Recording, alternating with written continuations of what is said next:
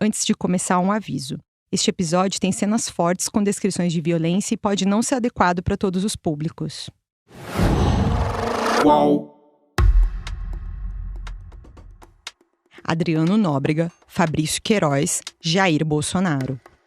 Você com certeza já deve ter ouvido esses nomes. E a história mais conhecida que envolve esses três está resumida nesse discurso.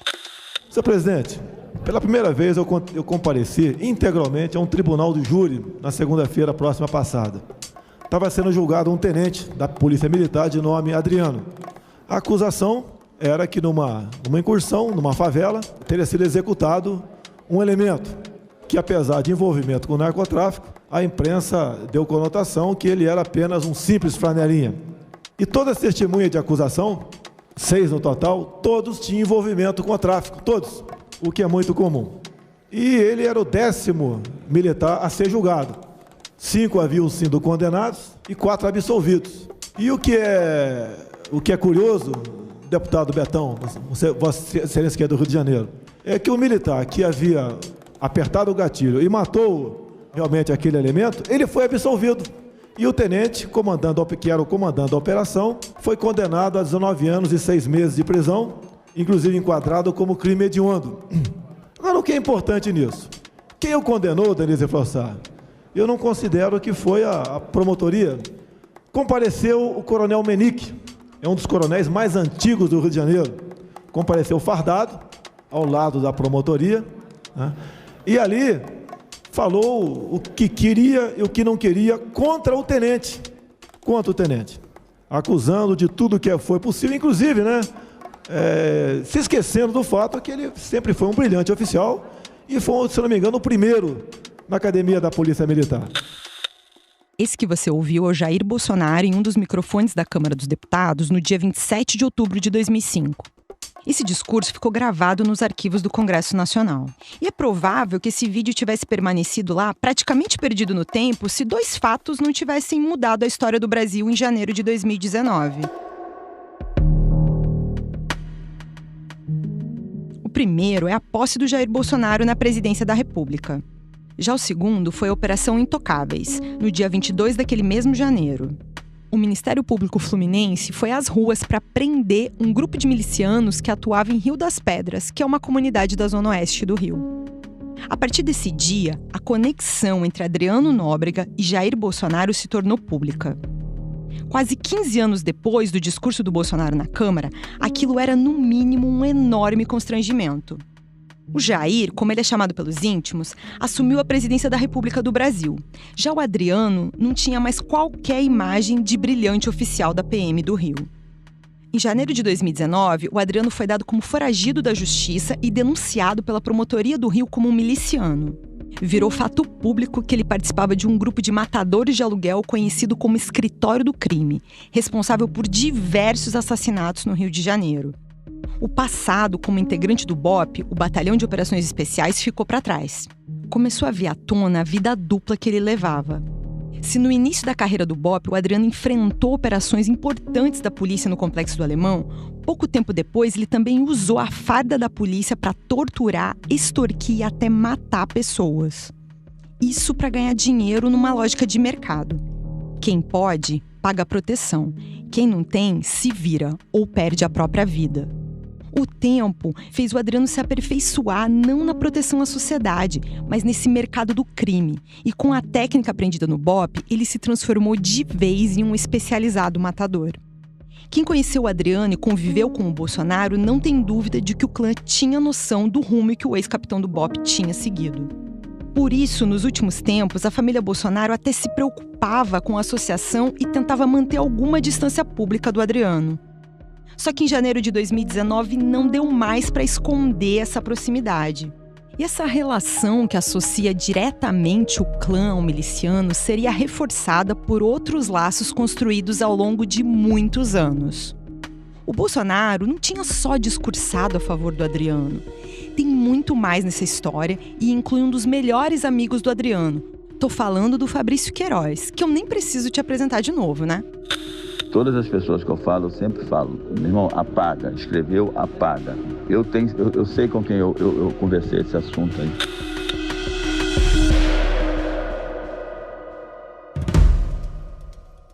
que você talvez conheça pouco são as trajetórias que unem as pontas dessa história: o Bolsonaro, o Adriano e o Queiroz.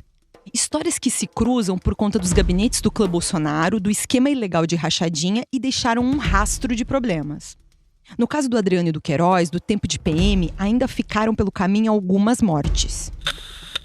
Barbarizaram ele. Pegaram ele vivo, mas esse Queiroz aí com o Adriano aí, barbarizaram ele. Eu tô falando de uma época em que o Queiroz e o Adriano fizeram parte de um grupo de policiais que era chamado na Cidade de Deus de Bonde do Madruga. E isso não era uma identificação qualquer, mas um aviso. Quando o Bolsonaro defendeu o Adriano nos microfones do Congresso Nacional em 2005, os dois já tinham alguns episódios juntos. E é a construção dessa relação do Bolsonaro com o Adriano que eu vou contar pra você aqui. Inclusive as vezes em que o Jair foi na cadeia para ajudar e até homenagear o Adriano, que estava preso pela morte de um inocente. O Adriano é um dos 75 militares condecorados pelo clã e um dos mais violentos. Tanto que ele também liderou um outro grupo de policiais conhecido num bairro da Zona Norte como Guarnição do Mal. Eu sou Juliana Dalpiva e esse é o episódio 2 da segunda temporada do podcast UOL Investiga, Polícia Bandida e o Clã Bolsonaro. Tem gente que é favorável à milícia. Violência se combate com violência. E se for o caso, matando. Esse grupo de extermínio, no meu entender, estão muito bem-vindos. Não se pode estigmatizar a milícia. Isso é ser radical, isso é ser racional. Servi lá na Brigada Paraquedista 84, como falei lá. Então, e o Jair era capitão, gente boa demais. Cara, sempre foi isso aí, cara. Nunca mudou. Esse é o Queiroz, contando como ele conheceu o presidente Jair Bolsonaro. Tratava o soldado como se fosse um capitão, respeito, sem dar ordem, sem sacanear, nunca puniu ninguém. Do jeito homem, a tropa adorava esse cara. Não mudou nada, mano. Ele é como presidente, eu o conheci como oficial. Eu era corredor de corrida rústica, ele era professor de educação física. Então a gente teve um pouquinho de aproximação devido a isso. Ele me treinava, a gente corria em Brasília, corria em outros estados, aí temos medalhas junto. Os meninos eu vi crescer, e diante disso ele foi vereador. Quando estourou essa matéria na Revista Verde, que o projetou para a política, nas páginas amarelas, eu estava com ele em Brasília, no dia que o ministro prendeu ele. Eu que trouxe as bagagens dele de Brasília para o Rio, entreguei a esposa dele na época, levei na casa dele lá. E aí ficou esse elozinho, aí ele foi para a política, eu fui para a polícia. O Queiroz era da Brigada Paraquedista quando o Bolsonaro ainda estava no Exército, em 1984. 3 anos depois, no fim de 87, o Queiroz entrou para a Polícia Militar do Rio de Janeiro. Passaram outros 20 anos até 2007, quando o Queiroz saiu da PM e foi parar no gabinete do deputado estadual Flávio Bolsonaro. Ele se tornou assessor do filho mais velho do Jair. Essa mudança só aconteceu por causa do Bolsonaro, que indicou o antigo soldado para trabalhar com o Flávio. O que você mais ouviu sobre o Queiroz é a investigação sobre o esquema de desvio de salários dos funcionários do gabinete do Flávio. Nesse caso, o Queiroz apareceu fazendo uma série de depósitos para a primeira-dama, a Michele Bolsonaro. A revista Cruzoé divulgou hoje em reportagem que a mulher do presidente Jair Bolsonaro recebeu quase R$90 mil em depósitos feitos pelo assessor e operador financeiro Fabrício Queiroz e a mulher dele. Mas tem outra história do Queiroz que é menos conhecida e aconteceu antes do tempo da Alerj. Quem me contou uma parte dela foi o Marcelo Nogueira. Ele foi um empregado doméstico do Jair por vários anos e trabalhou na primeira mansão que o Bolsonaro teve na Barra da Tijuca, quando o Bolsonaro ainda era casado com a Cristina, de 2003 a 2007. No papel, o Marcelo era assessor do Flávio na Alerj, mas isso eu já te contei antes, na temporada passada. Eu conversei algumas vezes com o Marcelo desde o fim de 2021 para entender mais sobre a vida do clã Bolsonaro. O Marcelo topou a entrevista depois que ele deixou o emprego que tinha na mansão da Cristina, lá em Brasília. A gente se encontrou num restaurante no Meyer e ele ficou lembrando das histórias do passado. E uma das coisas que eu perguntei pro Marcelo foi como ele conheceu o Queiroz. Eu gravei essa conversa num lugar que tinha música de fundo, então a qualidade do áudio não tá muito boa. Queiroz foi trabalhar lá com a gente. Na campanha.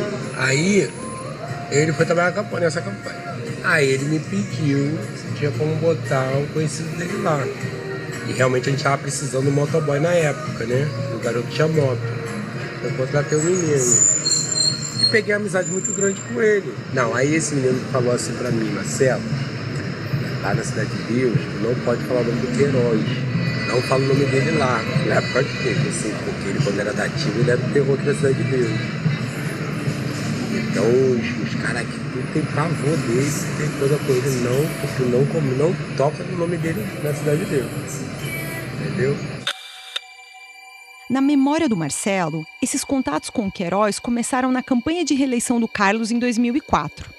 Essa imagem de policial durão, o Queiroz construiu ao longo dos anos. Hoje em dia, ele até admite. Chorar minha mãe, chora dele, né? Lá eles atiram pra matar mesmo, não tem essa de querer intimidar, não. Nos arquivos da Polícia do Rio, eu localizei pelo menos 40 ocorrências em que o Queiroz apareceu comunicando crimes, operações em que ele participou e até um assalto do qual ele foi vítima. Mas ele também participou de várias ações violentas. Em 97, ele chegou a ganhar um benefício que ficou conhecido no Rio de Janeiro como gratificação faroeste, um bônus pago pelo Estado por bravura. Na prática, isso significava dar um salário mais alto para os policiais que mais matavam em serviço. Naquela época, no Rio, a letalidade nas operações policiais com confronto dobrou depois da medida. Ao mesmo tempo, não se verificava se essas mortes ocorreram só dentro da lei. Então, em 98, a medida caiu, mas aquela cultura violenta ficou. 2 anos antes, um outro policial estava crescendo dentro da PM e ia ficar marcado na história do Rio de Janeiro. Eu tô falando do Adriano Nóbrega. Freira afunda, né? Não precisa passar junto. Só mais lá em cima, se agarrar e tá no circo. Carregava o carro nas costas, né?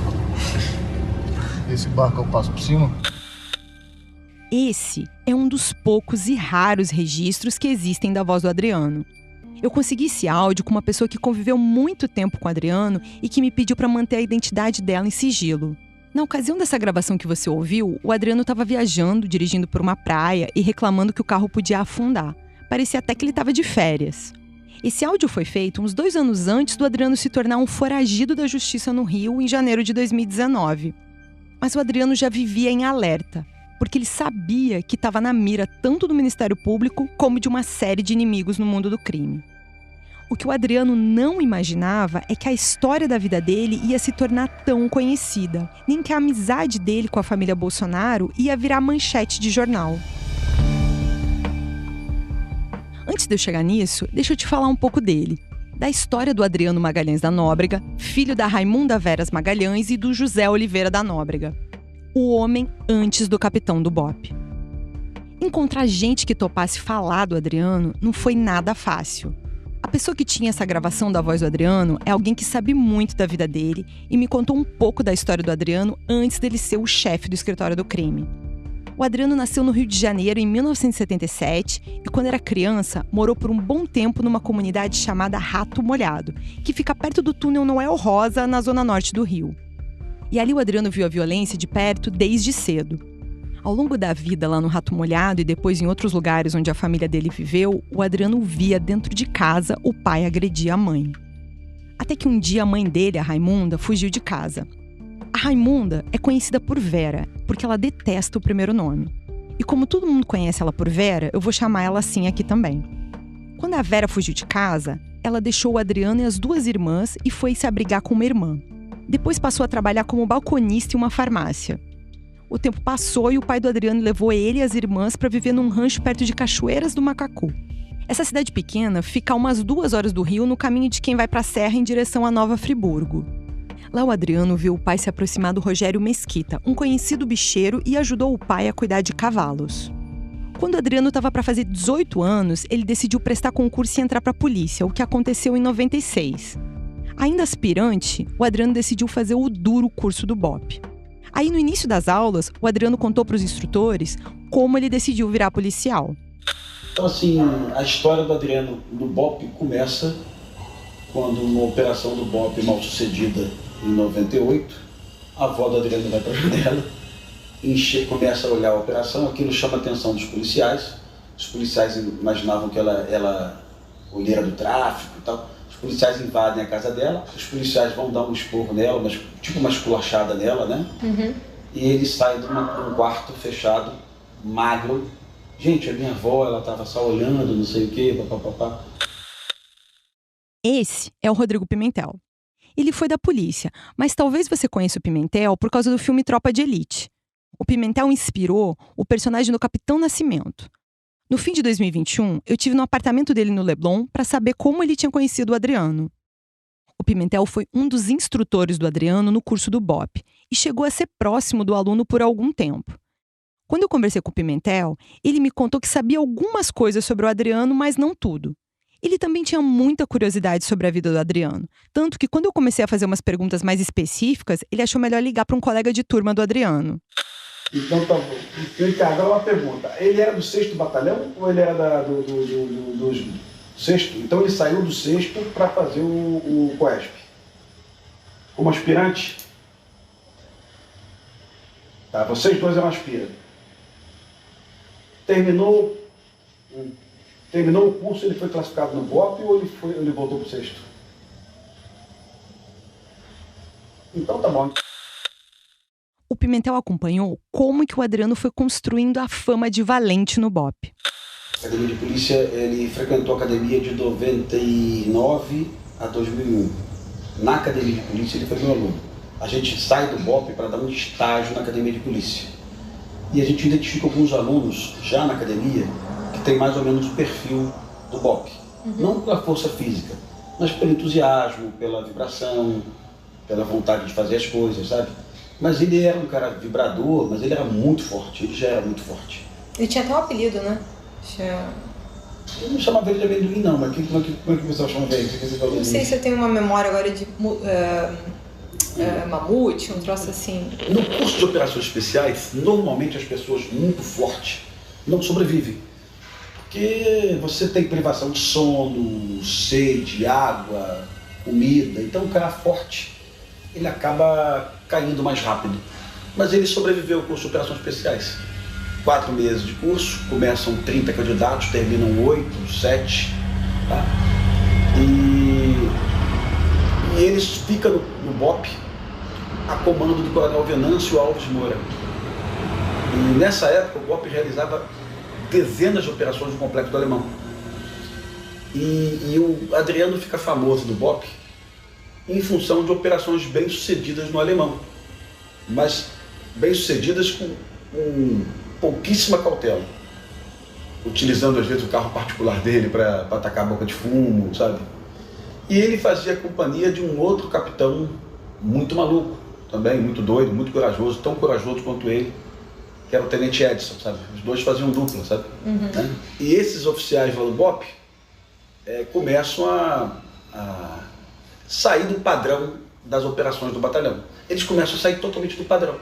E o coronel Menick, quando assume o batalhão, dá um pé na bunda deles. Coronel Menick. Você ouviu no início desse episódio que o Bolsonaro detonou com ele em um discurso na Câmara para defender o Adriano. O Menick vai ter um papel importante em 2 histórias do Adriano que eu vou te contar logo mais. Por enquanto, guarda esse nome. Antes de falar mais da trajetória do Adriano, eu quero te contar uma história sobre a criação do BOPE, em 79. Ela mostra como as coisas mudaram ao longo do tempo e intensificaram a violência. Eu e minha colega jornalista Helenilce Bottari conversamos com o criador do BOPE, o Coronel Amêndola. Ele se tornou uma figura conhecida no Rio porque foi apontado por ex-presos políticos como torturador. Mas ele também zanzou pela política e ocupou cargos públicos em diferentes governos. Até 2019, ele foi secretário de Ordem Pública do ex-prefeito do Rio, Marcelo Crivella. O Coronel Amêndola foi idealizador do BOPE e o que pouca gente sabe é que o BOPE não foi criado com o objetivo de uma tropa para subir um morro e combater o tráfico. A missão original do BOPE era uma tropa de operações especiais para atuar em sequestros. Ela foi criada depois de um motim em um presídio que terminou com a morte de um coronel. O fato que se determinou, a decisão de fazer a proposta de criação foi uma rebelião no presídio em São Cristóvão. Uma rebelião, o diretor do presídio foi tomado como refém pelos delinquentes, um coronel como refém, que tentou negociar com eles para que eles pudessem parar com a rebelião. O coronel Amêndola contou que quem estava envolvido na operação de resgate dos reféns estava dividido. Uma parte da cúpula do governo e da polícia queria invadir as celas onde os criminosos mantinham os reféns. Uma outra parte queria negociar. Só que aí chegou uma hora que um grupo de policiais decidiu invadir as celas. Alucinado com o PM, né? Então deu um tiro de espingarda do outro que tombou nos joelhos. Na operação mal feita, o coronel que era refém acabou morrendo com um tiro de um policial. Outra coisa importante que o coronel Amêndola contou sobre a criação do BOPE e que interessa para a história do Adriano é sobre a caveira, o símbolo do BOPE, que é muito diferente do que você talvez imagine. O símbolo que foi apresentado tinha uma caveira ali. Isso identificava a tropa especial no mundo todo. Aí fora era uma caveira. No mundo todo não, algumas delas. A caveira. Aí, como é que será a caveira? Nós tínhamos que ter uma marca registrada daquela unidade. Tinha que ter uma mística. Tem que ter um símbolo. Aí eu peguei as equipes, eu tinha 20, dividi em 5 equipes de 4. E o tenente de cada equipe, olha só, a missão que vocês têm é o seguinte, já são 8 horas da noite, amanhã às 7 da manhã vamos nos reunir. E cada equipe dessa vai trazer um símbolo desenhado para nós discutirmos e, em conjunto, decidir qual será o símbolo que vai ser aprovado para isso. Então, cada um trouxe no dia seguinte, às 7 horas, os desenhos.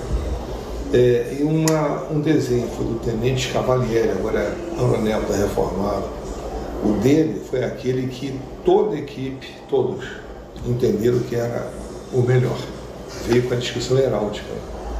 O que representa a caveira? Porque aí confundiu-se com o esquadrão da morte antigo, foi um problema. Então, a caveira é símbolo de morte. Mas o sabre sobre a caveira já muda a figura vitória sobre a morte.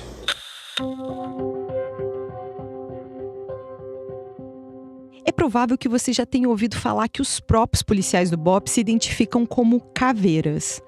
O Adriano, por exemplo, tinha até um e-mail que a senha era assim, abre aspas, caveira 106, fecha aspas. Eu dei uma volta aqui porque quando eu estava tentando descobrir a caminhada do Adriano até conhecer o Bolsonaro, eu fiquei me perguntando, como que um policial da tropa de elite da PM do Rio se transformou em um matador de aluguel? Então, quer dizer, o BOPE foi criado para salvar vidas e tinha até um símbolo para isso. Com o tempo, como o coronel Amêndola contou, isso mudou. O BOPE passou a ser usado como uma tropa de combate ao tráfico e até a tropa esqueceu o que significava o sabre sobre a caveira, a vitória sobre a morte. O BOPE passou a simbolizar para muita gente nas comunidades dominadas por organizações criminosas a própria morte. E alguns homens treinados nessa tropa também mudaram de lado. O coronel Amêndola também tem outro ponto importante no que diz respeito à história do Adriano. O Amêndola recrutou para a fundação do BOPE o coronel Menique, que é bastante respeitado dentro da polícia. E o Menique é o responsável por expulsar o Adriano do BOPE em 5 de novembro de 2002. O Menique depois vai ser o corregedor responsável pelo caso que levou o Adriano a ser preso em 2003. Então, lembra do discurso do Bolsonaro no início desse episódio? Achei curioso. Entre o Menique, coronel fundador do BOPE, e o Adriano, o Bolsonaro escolheu o amigo do Queiroz. Antes de falar da prisão do Adriano, eu preciso te contar um pouco mais sobre essa época no BOPE e sobre quando o Adriano conheceu os Bolsonaro. O Flávio, por exemplo, diz que conheceu o Adriano quando foi fazer aula de tiro dentro do BOPE. Eu conheci o Adriano dentro do BOPE, ele me dando instrução de tiro, por intermédio do Queiroz, conversei com ele uma batalha não sei qual. Os quartéis no Rio de Janeiro costumam dar curso de tiro para algumas autoridades, numa espécie de cortesia. Às vezes pode ir até alguém que não seja uma autoridade, mas tem algum contato ali dentro. Só que o Flávio não era nem deputado até o início de 2003. Então, quando eu ouvi essa história do Flávio num depoimento que ele deu no caso da rachadinha, eu fiquei pensando que tinha algum buraco nela, porque as datas não batem. O Adriano fica no BOPE de 2000 a 2002. E em 2002 é justamente o ano em que o Flávio disputou a eleição para a Alerj pela primeira vez. Ele tinha só 21 anos. E como eu te contei, Ele só vai tomar posse como deputado no ano seguinte, em 2003. Ao mesmo tempo, o Flávio sempre diz que foi o Queiroz que apresentou o Adriano para o clã Bolsonaro. Aí eu fui tentar saber quando que o Queiroz e o Adriano se conheceram. A história do Queiroz é que ele conheceu o Adriano em 2003, no 18º Batalhão. Mas o Queiroz e o Adriano só serviram juntos nesse batalhão justamente por alguns meses em 2003, e quando o Adriano já não estava mais no BOPE. Então é bem provável que o Queiroz e o Adriano já se conhecessem antes de trabalhar junto no 18º Batalhão. Resumindo, se o Flávio fez curso de tiro no BOPE antes de 2003, ele não era nem deputado nessa época. O Queiroz não quis dar entrevista sobre isso, mas vários anos depois, alguém ia reforçar essa minha suspeita. Eu vou te contar mais adiante. Mas tá faltando contar aqui como que o Adriano saiu do BOPE. Ele foi expulso pelo Coronel Menique. O Menique foi outro policial que não quis dar entrevista. Ele tá aposentado e tudo que ele diz sobre essa história do Adriano é que é passado.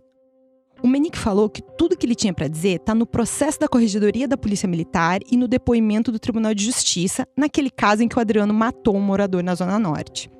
Segundo o Bolsonaro, foi o depoimento do Coronel Menique que condenou o Adriano e deixou o agora presidente furioso a ponto de discursar na Câmara dos Deputados para defender o Adriano. Mesmo sem a entrevista do Menique, eu consegui saber um pouco da história da saída do Adriano do BOPE. Quem acompanhou o episódio diz que o Coronel Menique começou a desconfiar do comportamento do Adriano, que de vez em quando fazia uns serviços de modo meio informal para a Polícia Civil. Na ficha do Adriano também tem algumas punições por ele ter feito segurança privada em uns eventos no ano de 2000. O pessoal da polícia também conta que o Adriano vendia umas muambas, uns tênis que a Daniele, a mulher dele naquela época, trazia do Paraguai. E tudo isso começou a gerar uma desconfiança dentro do BOPE. Um dia, o Menique chamou o Adriano na sala dele e deu uma ordem: junta suas coisas e vai embora. O Adriano saiu chutando porta e logo em seguida alguns policiais se enfileiraram na porta do comandante para tentar convencer o Menique a mudar de ideia. Mas o coronel sustentou e perguntou se alguém queria ir junto com o Adriano. O Adriano tinha um papel central no BOPE naquela época. Era instrutor de vários cursos, então aquela saída chamou muita atenção. Fora do BOPE, o Adriano foi para o batalhão de choque e depois foi parar no 18º Batalhão, onde estava o Queiroz. Esse batalhão fica na área de Jacarepaguá e da Cidade de Deus, para onde eu fui durante a produção desse podcast. Obrigada, tá? Tchau, tchau.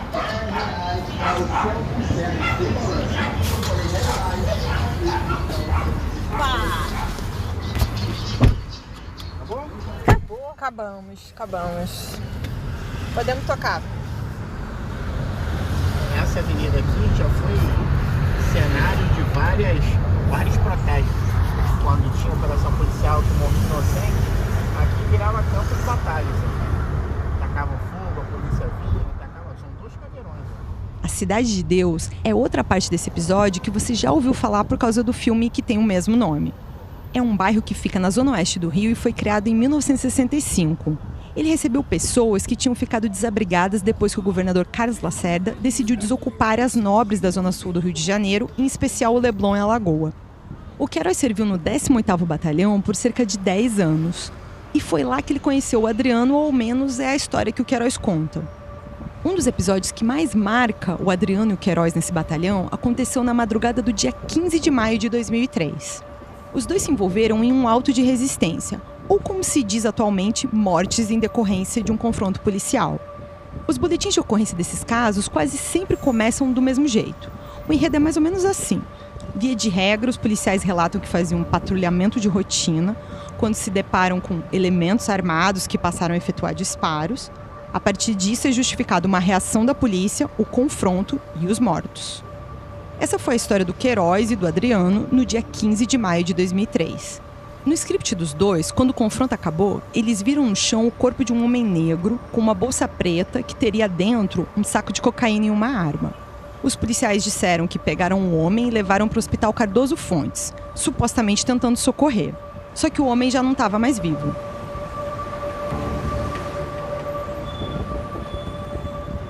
Na Cidade de Deus, a história que os moradores contam é outra. O homem tinha nome e família. Era o Anderson Rosa de Souza. Ele tinha 2 filhos com a Renata e ela lembra assim do que aconteceu. Eu fui trabalhar, nisso que eu estava descendo para me poder ir trabalhar, estava até com o uniforme dentro da bolsa. O uniforme, eles tiraram, jogaram no chão, entendeu? Me pintaram comigo, me chamaram de puta, tudo. Eu fiquei quieta, né? Porque se trata dessa gente assim, a gente não tem o que falar, né?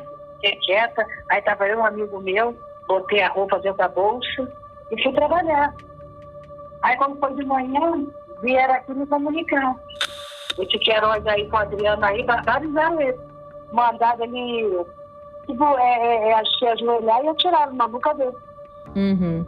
Pegaram ele vivo, mas mandou ele botar o joelho no chão, né? Se ajoelhar, né? Se ele der tiro na boca dele. Uhum. E naquela época, pelo que eu soube aí do pessoal da Cidade de Deus também, tanto o Adriano quanto o Queiroz, eles eram bem conhecidos, né? Ah, era. Eu via ele, até se escondia.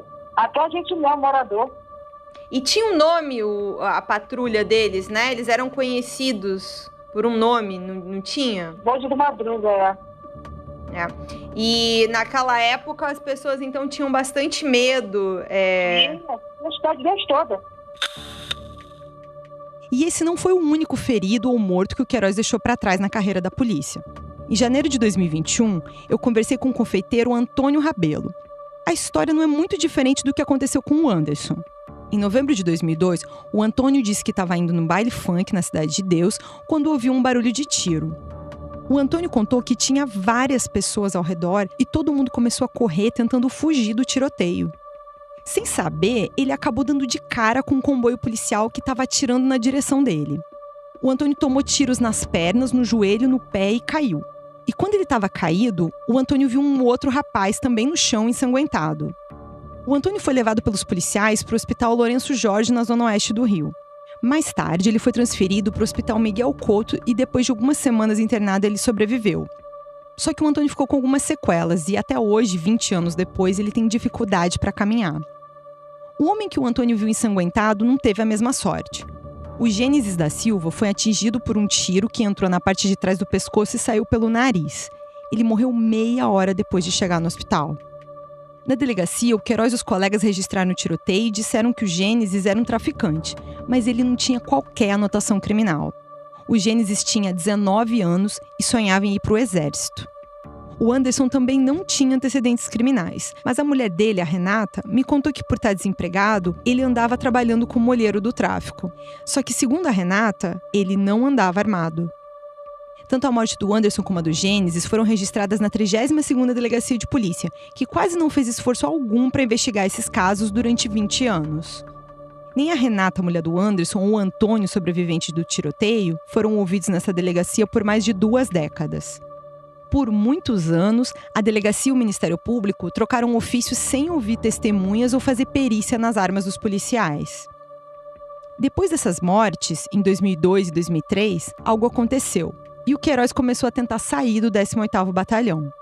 O Flávio Bolsonaro chegou a mandar um ofício pedindo os serviços do Queiroz no gabinete dele na Alerj, mas o Queiroz acabou ficando anos lotado no Departamento Pessoal de Polícia.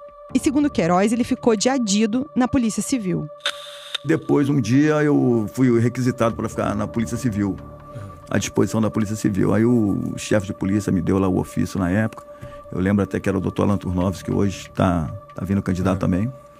E falou, tá aqui o teu ofício. Tá, eu falei, beleza. Ele falou, agora tem que ter um padrinho para assinar isso aí, para pedir o comandante-geral lá da PM para assinar. Aí o padrinho, o que é isso, padrinho? Não tava nem aí pra política não, cara.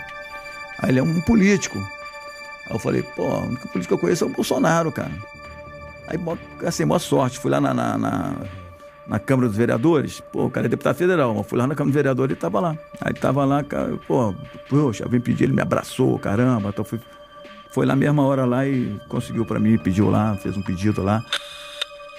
Então o Queiroz saiu do 18º Batalhão e o Adriano, que já era tenente, foi transferido para o 16º Batalhão, em Olaria, na zona norte do Rio. Isso foi entre julho e agosto de 2003. O Adriano então vai comandar um grupo de ações táticas, um GAT. Mas na boca do povo, o Adriano e o grupo dele eram conhecidos como a Guarnição do Mal.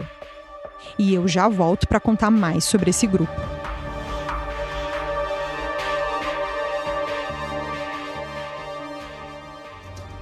Depois Depois de mostrar como o PCC se tornou a maior facção criminosa do Brasil, a série Primeiro Cartel da Capital chega à segunda temporada. Agora, o foco são as disputas pelo comando do tráfico internacional. Os novos episódios estão no Wallplay e no YouTube de Move.doc.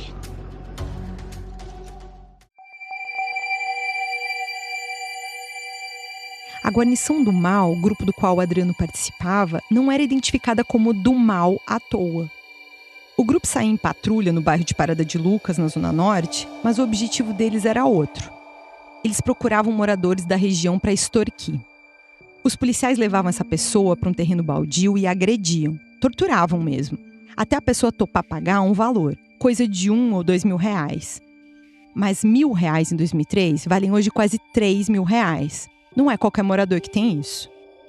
O primeiro sequestro que o grupo fez foi no dia 28 de outubro de 2003. E olha que o Adriano tinha sido do BOPE, que foi criado para salvar refém de sequestro. No centro do Rio, o Flávio Bolsonaro estava longe da situação dos moradores da Parada de Lucas. Se ele sabia do que acontecia naquela época, eu não sei. E muito perto desses sequestros, o Flávio pediu uma moção de homenagem para o Adriano e os demais integrantes do grupo, aquele que os moradores chamavam de guarnição do mal.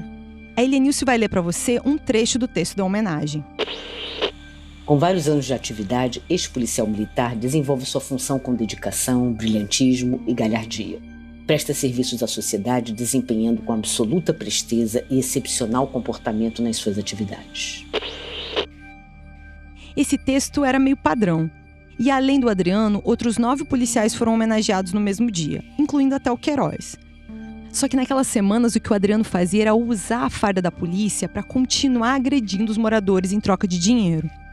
Passaram 15 dias e em 11 de novembro de 2003, outros 2 moradores também foram capturados e torturados até aceitarem pagar R$1.000. No dia 21 de novembro de 2003, foi a vez do Leandro dos Santos Silva. Mas dessa vez, o Adriano e os outros policiais pediram R$2.000. E depois de horas torturando o Leandro, os policiais concordaram em ficar com 1.000 e buscar a outra metade 4 dias depois. O que o Adriano e o grupo dele não estavam esperando era que o Leandro e os outros fossem na corregedoria da polícia denunciar as agressões e a extorsão. O Leandro fez até um exame de corpo de delito que constatou as lesões. Ele tinha marcas compatíveis com uma tentativa de asfixia. O Leandro contou que foi sufocado com um saco plástico e com um saco de cimento. Mas de algum jeito, alguns dias depois, o Adriano e os outros integrantes do grupo de policiais souberam da denúncia na corregedoria. Aí veio o dia 27 de novembro de 2003. Era mais ou menos 6 da manhã, quando o Adriano e o grupo dele foram na casa de todos os moradores que denunciaram eles na corregedoria. Casa por casa. Mas o único que eles encontraram foi o Leandro, que tinha saído para comprar pão. Ele tomou 3 tiros, o último já caído. Muita gente viu o que aconteceu e aquilo gerou revolta e protesto. O Adriano e os outros policiais foram presos em flagrante. O escândalo foi tão grande que caiu até o comandante do 16º Batalhão. E foi aí que o coronel Menique, aquele que mandou o Adriano embora do BOPE, voltou para a cena. O Menique era corregedor da polícia e pegou o caso para investigar. Todo o grupo do Adriano foi denunciado e levado para julgamento em júri popular em 2005. Mas de novembro de 2003 até o júri, em outubro de 2005, todos eles ficaram presos. E foi na cadeia que o clã Bolsonaro passou a se aproximar ainda mais do Adriano. Foi uma rebelião relâmpago para tipo de rebelião. Esse é o sociólogo Paulo Bahia. Ele foi subsecretário de Direitos Humanos do governo do Rio de 2003 a 2005. Ela começou às 7 da manhã, no café da manhã. Como nós soubemos da rebelião? O coronel Jorge da Silva recebeu uma ligação do deputado Flávio Bolsonaro, dizendo que estava acontecendo a rebelião. O Flávio Bolsonaro ligou para mim também para me informar que estava acontecendo a rebelião. A Helenilce e eu procuramos o Paulo Bahia depois de ouvir falar que o Jair e o Flávio visitavam o Adriano na prisão, inclusive durante um polêmico episódio sobre um suposto motim. Agora, uma coisa que eu quero frisar, Esta rebelião é uma falsa rebelião. É um circo armado para projetar Flávio Bolsonaro. Para você entender do que o Paulo Bahia está falando, a Helenilce vai ler para você a edição do Jornal o Globo de 28 de outubro de 2004. Notícia de um motim iniciado. O fim de privilégios de 91 policiais militares presos, que aguardavam a decisão da justiça nos quartéis da PM, foi a causa de um motim no prédio do Ponto Zero, antiga carceragem para presos com nível superior em Benfica, para onde eles haviam sido transferidos na manhã de ontem. Depois de um quebra-quebra, os PMs foram levados para a Casa de Custódia de Benfica, que funciona junto ao Ponto Zero. Pela primeira vez no Rio, policiais militares acusados de crimes como as chacinas de Vigário Geral e Candelária se rebelaram porque foram transferidos de unidades como o Batalhão de Choque, que abrigava 50 presos. Nesse último, os detentos tinham privilégios como celulares, geladeiras e até fogões. As visitas do Flávio na prisão já eram conhecidas, mas as do Jair não. Aí alguém lembrou do episódio do suposto motim do Batalhão Especial Prisional e eu e a Helenilce fomos atrás das testemunhas desse episódio. O Paulo Bahia estava lá e lembra de muita coisa. O Flávio me ligou, falou assim, olha, professor, desculpe a hora. Eu falei, não, eu acordo 6 horas da manhã, 5 horas da manhã.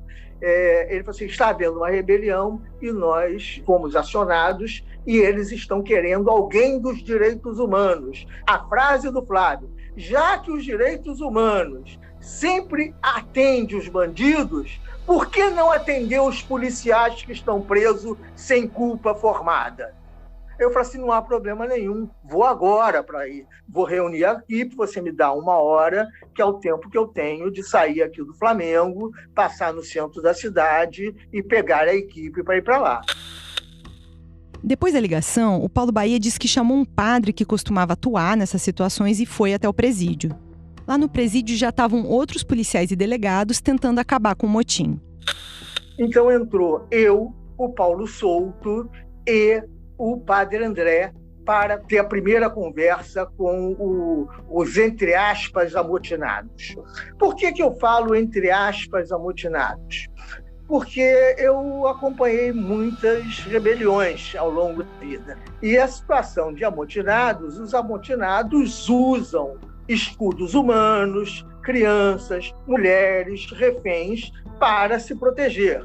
Eu nunca vi amotinados de peito aberto sem uma proteção fora disso.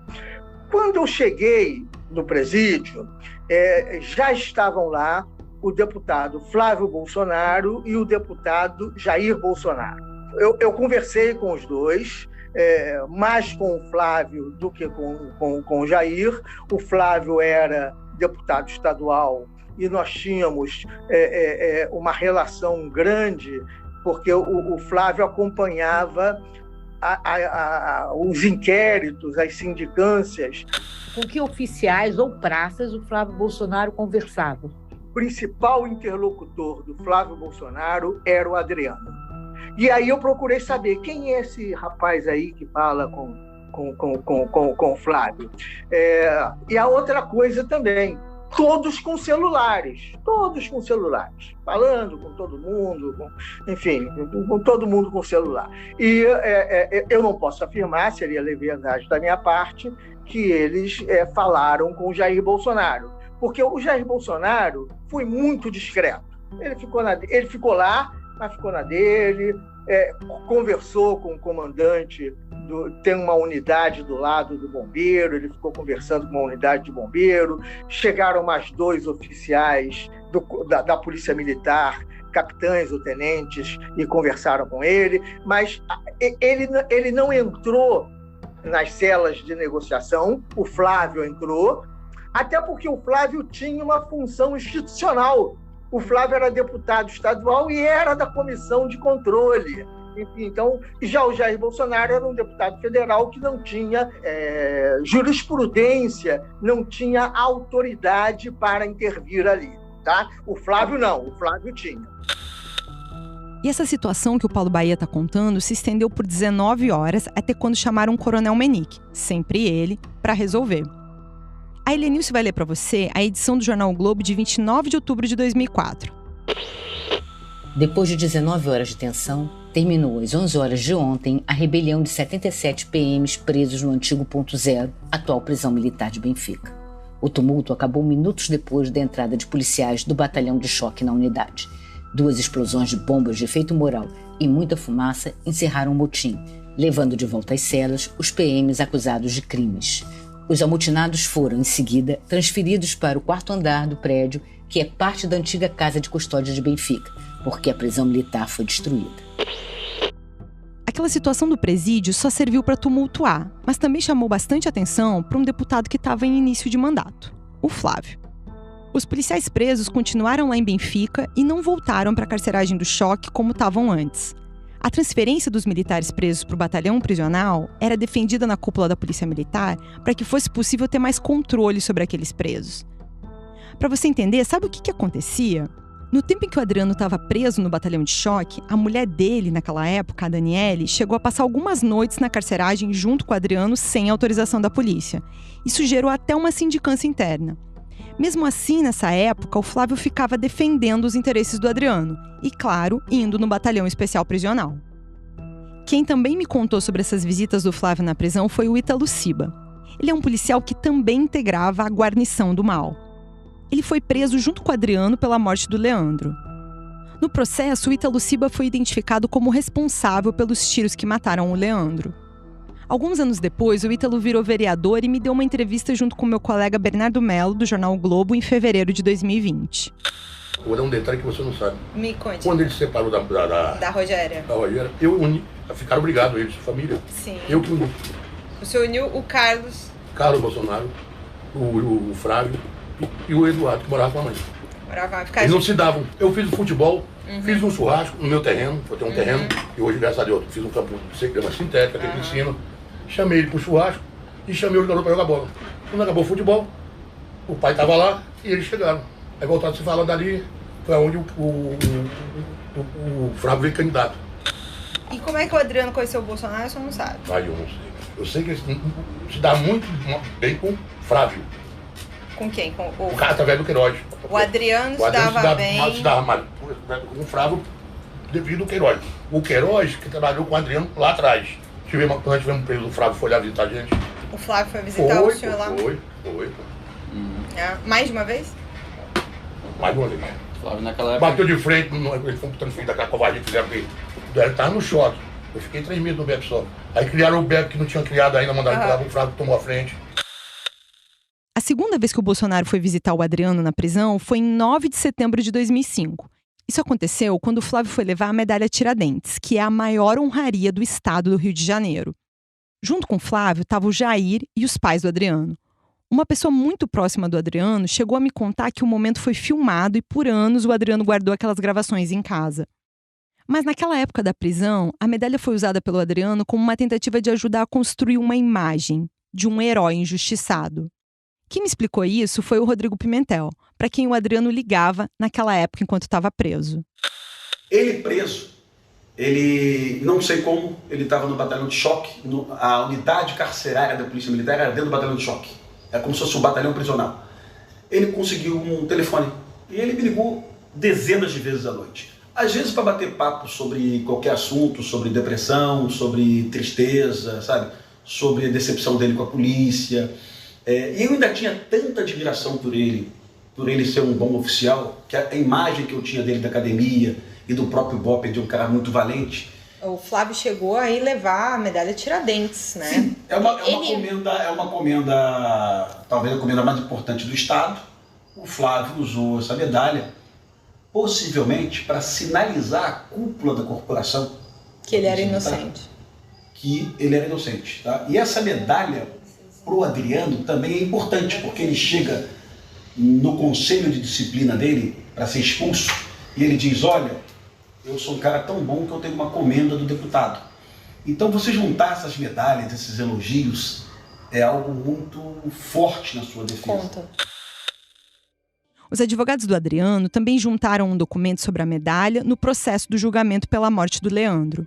E o Adriano chegou no dia do júri popular com aquela condecoração. Era 24 de outubro de 2005.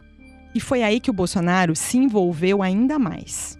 Como ele próprio contou, chegou a ir no julgamento pela primeira vez na vida. Senhor presidente, pela primeira vez eu compareci integralmente a um tribunal do júri na segunda-feira próxima passada. E lá no tribunal, o Bolsonaro viu o Adriano ser condenado a 19 anos de prisão pela morte do Leandro. Um dos principais fatores para a condenação foi justamente o depoimento do coronel Menique. O coronel vinha investigando o caso há 2 anos e tinha reunido diversas provas sobre o Adriano e os outros policiais. Como o Menique não quis gravar a entrevista, a gente seguiu o conselho dele. Nós fomos atrás do depoimento que ele prestou no processo para ver o que o Menique tinha dito em juízo sob os olhos do Bolsonaro. Para poder achar, eu e a Helenilce desarquivamos vários documentos no Tribunal de Justiça do Rio de Janeiro. Esses aqui estão amarrados. Aproveita os que estão amarradinhos. Esses aqui já estão amarradinhos dentro de uma... Peguei os amarrados. Já me falaram que eles usavam como, tipo assim, como atestado de bons antecedentes. E depois de várias idas na segunda vara criminal do Rio de Janeiro, nós conseguimos. O Menique contou para os jurados as agressões nos mínimos detalhes. E ainda contou que o Leandro, que o Bolsonaro tanto acusou de ser envolvido com o tráfico, morreu sem nenhum antecedente criminal. A Helenilce vai ler para você um trecho do depoimento do Menique. A vítima desses autos foi atingida no braço e caiu. E após cair, tomou 2 disparos fatais. Um na nuca e o outro no abdômen, que transfixou para as nádegas. Que os policiais disseram que estava armado, mas as testemunhas do local disseram que não. Que as cápsulas não foram apreendidas no local e sim dentro do armário do acusado. Que pelo GPS das viaturas se verificou que estiveram nos dias e locais correspondentes às extorsões. Que pelo que apurou no IPM, a incursão dos implicados nesse fato só tinha como real objetivo matar as testemunhas das extorsões mediante sequestro, sendo certo que todos os implicados estavam emanados para a realização disso. O depoimento do Menique foi realmente contundente. O coronel falou para os jurados que tinha juntado 18 volumes de documentos e que acreditava que a auditoria militar ia denunciar os policiais por crime militar. Na ficha disciplinar do Adriano ficou registrado até um trecho de uma escuta telefônica que foi obtida nas investigações do caso. A mulher e a mãe do Ítalo Ciba foram flagradas conversando no dia 1º de janeiro de 2004. Uma delas disse, abre aspas, se Deus quiser, o Ítalo sai dessa e vai começar tudo de novo aqui fora. As matanças, fecha aspas. Só que o Adriano e o grupo de policiais dele recorreram da condenação e, na segunda instância, o julgamento foi anulado por uma questão processual. Os policiais foram julgados de modo separado e o Ítalo Ciba, que tinha sido apontado como atirador, foi absolvido porque o autor do tiro era outro policial. E essa situação fez com que todos os policiais fossem absolvidos pelo caso. Uma decisão apesar de todas as provas que mostravam que os policiais realmente atiraram no Leandro e dos exames que comprovavam a tortura que ele sofreu. Aí o Adriano saiu da cadeia em 2006 e começou a trilhar um outro caminho. O que algumas pessoas próximas do Adriano me contaram é que foi dentro da cadeia que ele foi cooptado pelo jogo do bicho, por uma indicação do próprio pai dele. O Rodrigo Pimentel me contou as desconfianças que ouviu de um amigo em comum, dele e do Adriano. Eu perguntei pro Betinho agora, falei, Betinho, você percebia algum sinal que ele trabalhava para contravenção? Aí o Betinho falou, cara, de vez em quando ele falava, puxa vida, vou estar com o patrão hoje. Patrão é uma referência a jogo do bicho, né? Sim. E junto dos bicheiros, o Adriano se transformou em um integrante da máfia da contravenção, num matador de aluguel para o escritório do crime e, como denunciou o Ministério Público, em um miliciano com diversos imóveis irregulares em Rio das Pedras. Essa caminhada começou um pouco depois que o Adriano deixou a prisão e que o Fabrício Queiroz tinha deixado a polícia para virar assessor do Flávio Bolsonaro. Eu procurei o senador Flávio Bolsonaro e o presidente Jair Bolsonaro para falar sobre esse episódio do motim e as homenagens aos policiais. A equipe de assessoria deles enviou uma nota que eu vou ler para você. Abre aspas. A pauta da segurança pública é e sempre foi uma bandeira importante para a família Bolsonaro. Ao longo dos anos na política, sempre fizemos homenagens a policiais que se destacaram pelos serviços prestados à população. À época das homenagens, era impossível prever que alguns desses policiais pudessem desonrar a farda. Sobre o trabalho feito junto à unidade prisional da Polícia Militar, as ações foram públicas e amplamente divulgadas. Como a própria reportagem mostra, trabalhamos para resolver um conflito e evitar que a situação se desdobrasse em algo mais grave. Trabalhar para resolver uma crise e evitar prejuízos ao Estado não configura irregularidade, pelo contrário. Fecha aspas. O Flávio e o presidente Jair Bolsonaro dizem que era impossível prever que os policiais condecorados fossem desonrar a PM. Mas lá em 2007, o clã Bolsonaro não estava preocupado com os crimes das milícias. Eles estavam focados em combater o deputado Marcelo Freixo, que justamente tinha levantado a pauta, o enfrentamento das milícias. Mas para o Jair e para o Flávio, milícia não era problema. Ouve só o que o Flávio disse em fevereiro de 2007. Não se pode simplesmente estigmatizar a milícia, em especial os policiais que estão envolvidos nesse novo tipo aí de policiamento, vamos dizer assim. E sobre essa visão que os Bolsonaro tinham, ou ainda têm, sobre as milícias, eu vou te falar no próximo episódio. E, claro, sobre a escalada do Adriano Nóbrega no mundo do crime.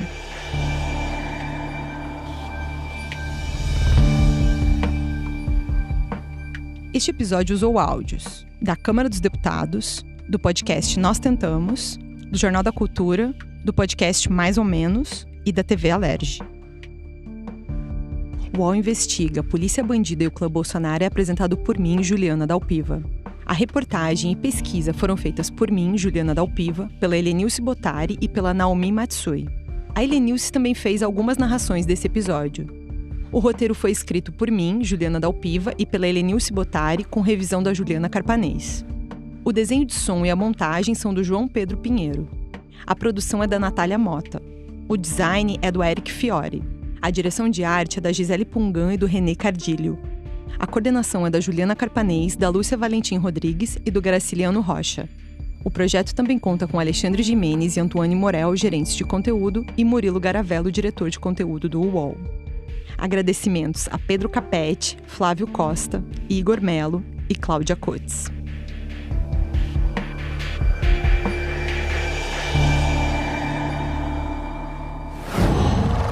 UOL.